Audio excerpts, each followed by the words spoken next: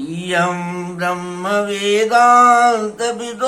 वदन्ति परं प्रधानं पुरुषं तथान्ये विश्वोद्गते कारणम् ईश्वरं वा तस्मै नमो विघ्न विनाशनाय। हे गणपति देवता, आप विश्व के उद्भव के साथ ही सृष्टि की रचना का प्रबंधक हैं। सृष्टि की जब विस्तार माता को करने के लिए हुई, 36 तत्वों को विकसित करके एक तत्व आपको बनाकर आपके देखरेख में 36 तत्वों के विकास की क्रिया आपको सौंप दी। आपके देखरेख में ही पृथ्वी बनी, जल बना, वायु बना, अग्नि बना, आकाश बना, शब्द बने, सारे कुछ आपके देखरेख में ही हुई। आप एक बहुत ही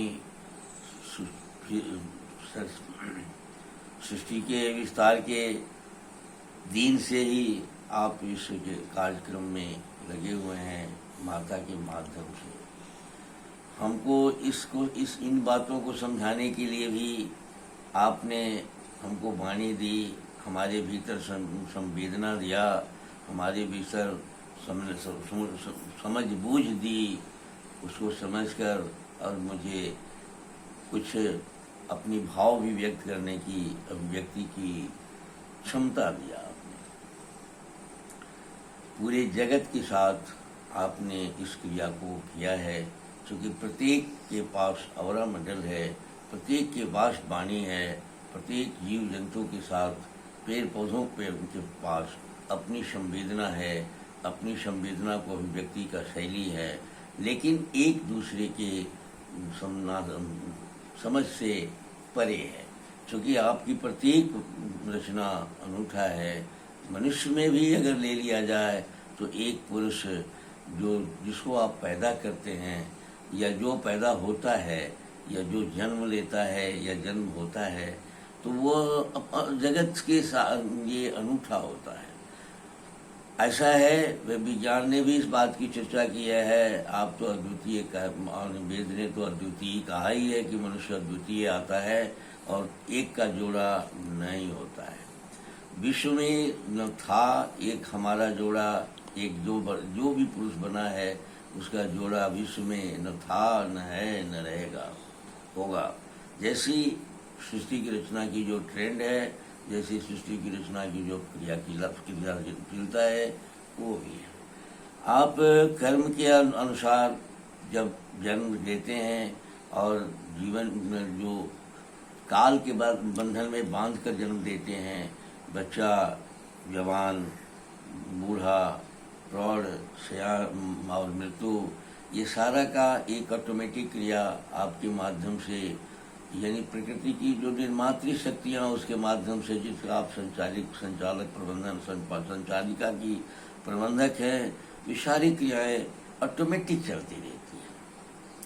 बच्चा जन्म भी गर्भ में ऑटोमेटिक, पलता है ऑटोमेटिक, जल निकलता है ऑटोमेटिक, और निकलने के बाद थोड़ा दिन माता के दूध से जीवन जीते हुए फिर वही पेड़ पौधे घास पात खाने लगता है, अन्न पानी जो कुछ भी है खाने लगता है, और अपने माता पिता के नक्शे कदम पर चलने लगता है। पूरे जीवन वह अपने किए गए कर्मों के अनुसार, पिछले कर्मों के अनुसार निर्देशित होता है। वर्तमान कर्मों के अनुसार वह क्रियाशील होकर और पूरा जीवन बिता देता है। इसी में वह काम, क्रोध, लोभ, मोह, मद में रहे, या ईर्ष्या, द्वेष, घृणा, बेचैनी में रहे, इसमें ही वो रहता है। और ये उसकी जैसी उसकी पीछे की निर्देशित उसका जीवन होता है, जैसा कर्म होता है, वैसा वो क्रिया करता है। परिष्कार भी करने का आपने व्यवस्था दिया है, उसमें परिष्कार भी करता है। परिष्कार से जो अपने पीछे के मैल को मिटाता है तो परिष्कार से भी वह परिष्कृत होते हुए आगे बढ़ता है। ये सारी क्रियाएं ऑटोमेटिक होने के बाद मनुष्य ने जब जंगली जीवन से सभ्य जीवन की ओर आगे बढ़ा, सभ्यता की को स्वीकार किया, अपनी वाणी से, अपने समझबूझ से, अपनी संवेदना से, अपनी प्रस्तुत करने की कला से, समझबूझ को प्रस्तुत करने की कला से अक्षर बनाया। मनुष्य ने अक्षर का स्वरूप दिया, शब्दों माने अक्षरों को का स्वरूप में लिपि का विकास किया, अक्षर का स्वरूप दिया, अक्षरों के मेल से शब्द बनाया और अपनी सारी संवेदनाओं को, सारी वेदनाओं को, अपनी सारी क्रियाकलाप को उसमें अक्षर शब्दों में बांधा। उसके बाद में वेद इत्यादि की रचना करते हुए और लाखों वर्षों तक किया। उस समय आप हमारे जो हमारी इतिहास मिलती है उसमें हमारे जो ऋषि थे आपके साथ ईश्वरीय तत्वों के साथ प्रकृति की जो निर्मात्री शक्तियां हैं उसके साथ, छोटी इकाई जो निर्मात्री शक्ति की है उसके साथ और बड़ी इकाई जो है प्रकृति की उनके साथ, सबके साथ वो आर पार होने की उनकी क्षमता आ जाती थी और आपके विवेक से वो सब कुछ क्षमतावान हो जाते थे, समझदार हो जाते थे। लेकिन जब कालक्रम से मनुष्य जब आगे बढ़ा तो धीरे धीरे इंद्रियों में फंसते गया, काम क्रोध लोभ मोह मद मत्सर की सभ्यता बना ली और स्त्री पुरुष की जो परस्पर मर्यादा है उसको भी भूल गया कि हम शिव और शक्ति के अंग हैं, उसी का परिवर्तित रूप हैं, हम देवता के परिवर्तित रूप हैं, इसको भी भूल गया। भूलने के बाद आज की परिस्थिति में वह बीमार की स्थिति में चला गया है और वह मानसिक रूप से और शारीरिक रूप से अपने नेचुरल रूप में, प्राकृत रूप में नहीं देखने के लिए मिल रहा है। ऐसी परिस्थिति में हे गणपति देवता, आप ही एकमात्र उपाय हैं अपने को जगा देने के लिए, उसको फिर से समझ बूझ को लौटा देने के लिए कि वह अपने स्वास्थ्य की रक्षा करे, समाज की रक्षा करे, अपना कर्तव्य का पालन करे। ये सारी बातों को आप ही लौटवा सकते हैं। मनुष्य के बस की बात अब नहीं रह गई है। आज के डेट में पूरे के पूरे देश के 98% आदमी तन या मन से बीमार है। अभी साल 2 साल के भीतर तो लगता है कि वो जो 2% की बात है वो भी खत्म हो गई होगी, वो अभी बीमार की स्थिति में चला आया है। आज हम जो हमारे भीतर, मनुष्य के भीतर नहीं है, जिस पर हमने काबू पा लिया था, वो सब बीमार। जैसे कि भय हमारे भीतर नहीं है, घृणा द्वेष भी हमारे भीतर नहीं था जिस तरह की अभी घृणा द्वेष है। हमारे भीतर हम अंधकार से प्रकाश की ओर बढ़ रहे थे, हम प्रकाश से अंधकार की ओर जाने की हमारी हीन प्रवृत्ति हो गई है। ऐसी परिस्थितियों को आप ही संभाल सकते हैं, आप ही थोड़ा सा मदद कर सकते हैं। इसलिए मैं आपसे बार बार प्रार्थना करता हूँ, एक ही बार लगभग दोहराते रहता हूँ, आपसे कोशिश करते रहता हूँ कि आप थोड़ा सा ध्यान दें ताकि यह प्रकृति की जो शक्तियाँ हैं वो एक शक्तिशाली हो जाए। मैं श्याम बिहारी तिवारी आयुर्वेद और वेद का उपासक हूँ। मेरी इच्छाएं हमेशा उठती रहती है, भीतर प्रेरणाएं उठती रहती है कि मैं जगत के कल्याण के लिए, लोगों को जगाने के लिए मैं कुछ करूं। ज्ञान तो उतना है नहीं, समझदारी के अभाव है, फिर भी इस ज्ञान को, इस बात को करने के लिए मैं प्रयास कर रहा हूं कि जिसमें आप को एक बार बोध हो जाए, याद पड़े कि साहब हमको स्वास्थ्य रक्षा और रोगी मनुष्यों को रोग मुक्त करने की दोनों क्रियाएं हमारी जिम्मेवारी के ऊपर निर्भर किया हुआ करता है। क्योंकि दूसरे को अगर आप करते हैं, सिर्फ आप परिवार अगर हैं, परिवार के मुखिया हैं, तो आप स्वयं अपने बच्चों को स्वस्थ बनाने का प्रयास करने लगे तो सब परिवार का मुखिया अपने बच्चों को स्वस्थ बनाएगा, देश स्वस्थ हो जाएगा, विश्व स्वस्थ हो जाएगा। इस तरह से ये स्वास्थ्य की मन के प्रति जागरूक करने के लिए मैं ये कार्यक्रम करता हूँ। इससे इसके पीछे कोई विद्वता जताने की समझदारी नहीं है, क्योंकि आयुर्वेद इतना गहन सब्जेक्ट है, इतना गहन विषय है कि पूरा जीवन अगर बिता दिया जाए तो आयुर्वेद पर चर्चा संभव नहीं है, सारी बातें करना संभव नहीं है, क्योंकि पूरा ब्रह्मांड ही हमारे भीतर है और पूरा ब्रह्मांड में किसी की भी कमी अगर होती है हमको रोग होता है। और आयुर्वेद में पूरे ब्रह्मांड की को 36 भाग में बांटकर उसका उन तत्वों का भी अध्ययन किया गया है, हमारे साथ मिलाकर भी अध्ययन किया गया है। तो हम अगर जीवन भर बात करते रहें तो शायद एक तत्व पर भी बात नहीं कर सकेंगे।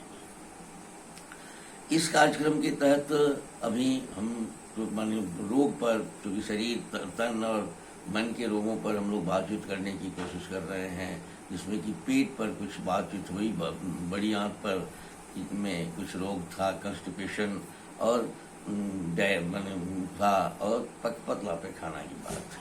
अब पतला पैखाना जब वो डायरिया का रूप ले लेता है, पतला पैखाना पानी जैसा जब होने लगता है तो वो बड़ी आंत के साथ छोटी आंत में से भी इन्वॉल्व हो जाता है और उसमें आँव भी आने लग, जब कफ के साथ संयुक्त हो जाता है, पित्त के साथ संयुक्त होता है तो पानी के जैसा होने लगता है पैखाना, और पित्त के कफ के साथ जब संयुक्त हो जाता है तो उसमें आँव कफ के टाइप का उजला उजला सा म्यूकस निकलने लगता है। ऐसी स्थिति में हम पतला पैखाना हमारा हो जाता है और एक्यूमुलेशन का यानी जब सूखने लगता है हमारे शरीर में तो यही कब्जियत भी पैदा करता है। आज के डेट में प्रत्येक आदमी जो भी आदमी मिलता है तो गैस का शिकायत करता है कि मुझको गैस्ट्रिक हो गया है, मुझे गैस है।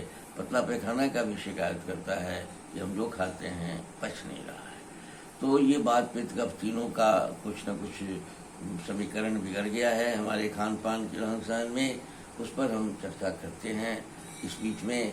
और आप थोड़ा सा उसमें ऐसा करें कि पैखाना साफ रखने के लिए रुखड़ा भोजन करने की कोशिश करें और तेल से बचें।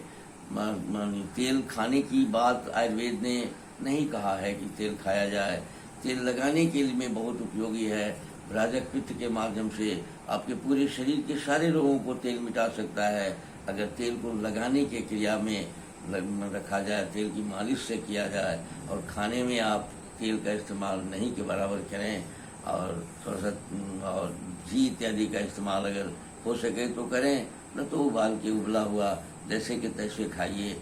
उससे भी आपको ये पेट की गड़बड़ियों में, गैस की गड़बड़ियों में मुक्ति मिलेगी। मसाले हानिकर नहीं हैं, लेकिन मसालों में मिर्चा ज़्यादा खा लेना वो हमारे लिए अच्छी नहीं है। मधुर भी ज़्यादा खाना हमारे भोजन को डिस्टर्ब कर देता है, उससे भी कफ का परेशानी बढ़ जाती है और कटु ज़्यादा खाने से पित्त की परेशानी बढ़ जाती है और हमारी जो बड़ी आंत पर को पचाने में भी परेशानी उसको होने लगती है। ऐसी स्थिति में पाचन संस्थान पर ध्यान देने के लिए अब हमारे शास्त्रों ने एक हर्रे की चर्चा किया है। प्रतिदिन अगर आप एक हर्रे खुला के या भूंज के या जैसे भी वो अगर आप खाते हैं तो बड़ी आंत की बहुत सारी समस्याओं का समाधान हो जाता है। लेकिन आज का कॉम्प्लिकेटेड आपका आज के उलझे हुए जीवन में हरे भी बहुत पच जाता है लोगों को। हरे भी बहुत अच्छा काम नहीं करता है, क्योंकि हमारे जो सर्वे शाम लोगा नाम जायते प्रज्ञा पराग से पराते, तो प्रज्ञा पराग से जो रोग होते हैं, मन से के आधार से, मन की जो विकृति से जो रोग होते हैं उस पर ही हरे इत्यादि भी बहुत नहीं के बराबर काम करता है।